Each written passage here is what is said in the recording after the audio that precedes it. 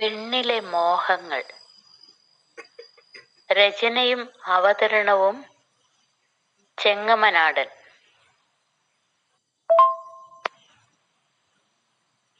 പെണ്ണിലെ മോഹങ്ങൾ.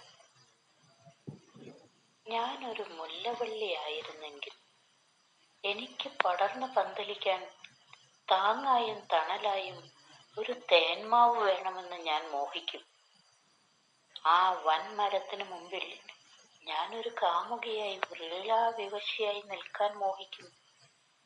ചിലപ്പോൾ 5 വയസ്സുകാരിയെ പോലെ കൊഞ്ചിക്കുഴയാൻ മോഹിക്കും.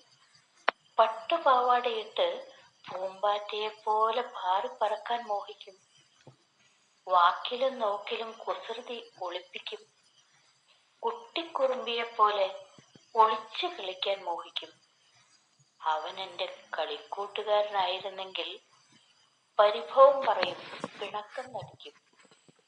പറഞ്ഞാലും പറഞ്ഞാലും തീരാത്ത വിശേഷങ്ങൾ പെരുമഴ പോലെ പെയ്തിറങ്ങും. ചിലപ്പോൾ വർണ്ണച്ചിറകുള്ള തുമ്പിയെ പിടിച്ച് അതിനെ കൊണ്ട് കുഞ്ഞു കല്ലെടുപ്പിച്ച് കളിക്കാൻ മോഹിക്കും. പൂമ്പാറ്റയ്ക്ക് പിന്നാലെ പായും. കുയിലിനൊപ്പം മറുപാട്ട് പാടും. കുയിലപ്പോൾ കൂടുതൽ ഉച്ചത്തിൽ കുഹു കുഹു എന്ന് പാടുമ്പോൾ അത് കേട്ട് പൊട്ടിച്ചിരിക്കാൻ മോഹം. മഴ നനയാൻ മോഹം. പെരുമഴയത്ത് ആലിപ്പഴം പെറുക്കി തിന്നാൻ മോഹം. തണുത്ത് വിറയ്ക്കുമ്പോൾ നിന്റെ നെഞ്ചിലെ ചൂടേറ്റ് ഉറങ്ങാൻ മോഹം. നിന്റെ ആലിംഗനത്തിൽ അമർന്ന് എല്ലാം മറക്കാൻ മോഹം. വെയിലത്ത് നിന്റെ തണലിൽ ഇളവേൽക്കാൻ മോഹം. അവൾ അമ്മയാകുമ്പോൾ നിന്നെ മടിയിൽ കിടത്തി നിന്റെ ശൈശവം നിനക്ക് തിരിച്ചു തരാൻ മോഹം. നിന്നെ വാത്സല്യം കൊണ്ട് മൂടാൻ മോഹം. സ്ത്രീത്വം അപമാനിക്കപ്പെടുമ്പോൾ അവൾ അഗ്നിയായി ജ്വലിക്കും.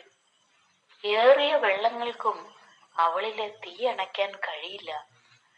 പെണ്ണ് ഒരു പുരുഷന്റെ സ്നേഹത്തിനും സംരക്ഷണത്തിനും മോഹിക്കും.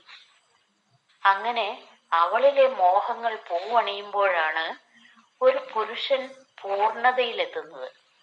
സ്നേഹിക്കാൻ ഒരു പെണ്ണില്ലെങ്കിൽ പുരുഷൻ അപൂർണനാണ്, നിരാശനാണ്.